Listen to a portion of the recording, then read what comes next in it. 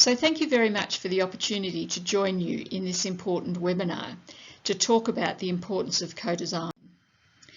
What I want to talk about is 6 elements that make problems complex and that effectively tackling them needs expertise in working across disciplines and with stakeholders. And in terms of the stakeholders, what we're talking about is those who are affected by the problem and those who are in a position to do something about it. For the 6 elements, the first is that complex problems are systems problems, which means that everything's connected.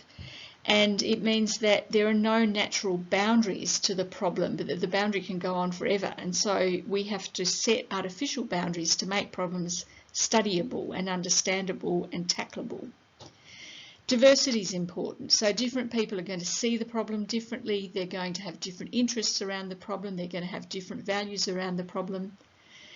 That the problem exists in a constantly changing environment, and so we have to understand that the problem is always changing all the time as we try and work on it, and that if we want to make change happen, we've got to dive into this change environment and try to maneuver it in particular ways.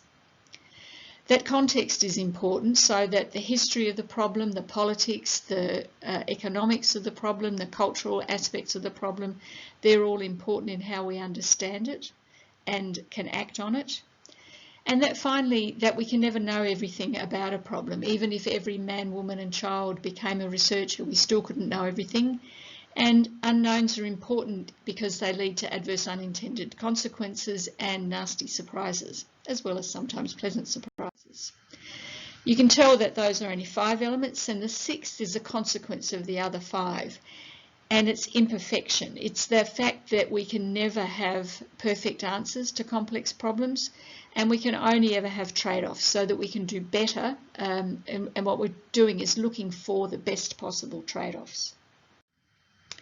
So let me talk a little about imperfection and diversity, because in co-design what we're trying to do is to integrate different problem definitions, different mental models about the problem, different interests, different values, different ways of doing research, etc., etc.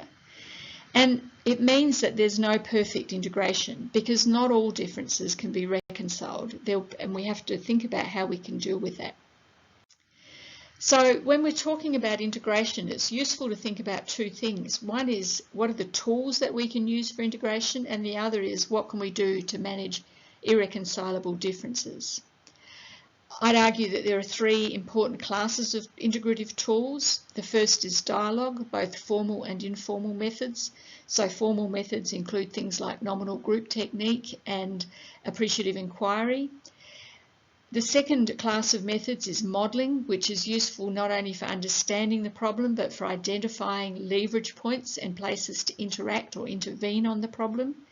And participatory modelling, which works across disciplines and with a range of stakeholders, is a great way of integrating that diversity that we've been talking about.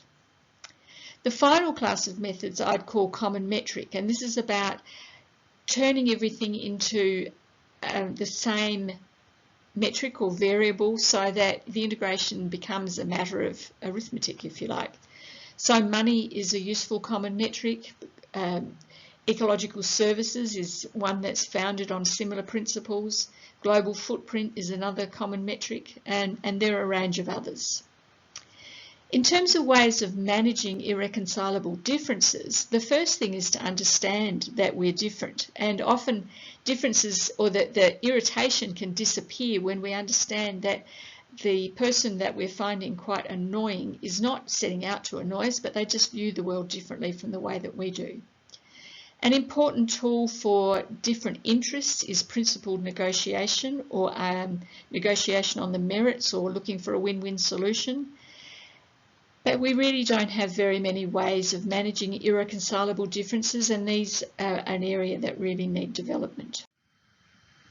It's also important to say that co-design is not always suitable, and there's some great work that's been done by the International Association for Public Participation, which I've adapted for a research context, that says there are different ways that you can interact with stakeholders in particular, and you need to do what's most appropriate for the problem that you're working on and the situation in which you're working, and what's feasible in your situation.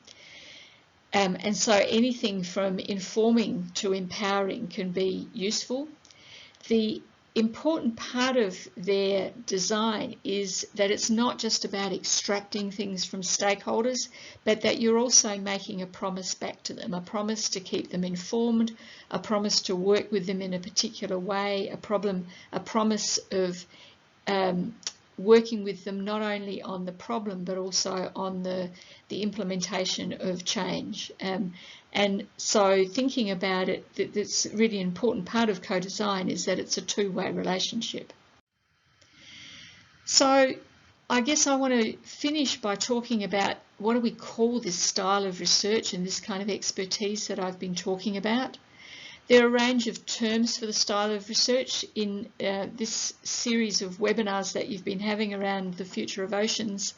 You've been using the term transdisciplinarity, and it's a really good term. Some people use interdisciplinarity to mean the same thing, or some people use it to mean something different. People talk about sustainability science or systems thinking or operations research. There are a whole range of terms that people use for dealing with complex problems. And in terms of expertise, I'd argue that there's an underpinning expertise regardless of what you call the style of research, which I'd suggest could be termed integration and implementation sciences, and I've made a case for developing a discipline that works with people to really be able to deal with complexity effectively. So in conclusion, I want to say that it's not just the oceans that need you.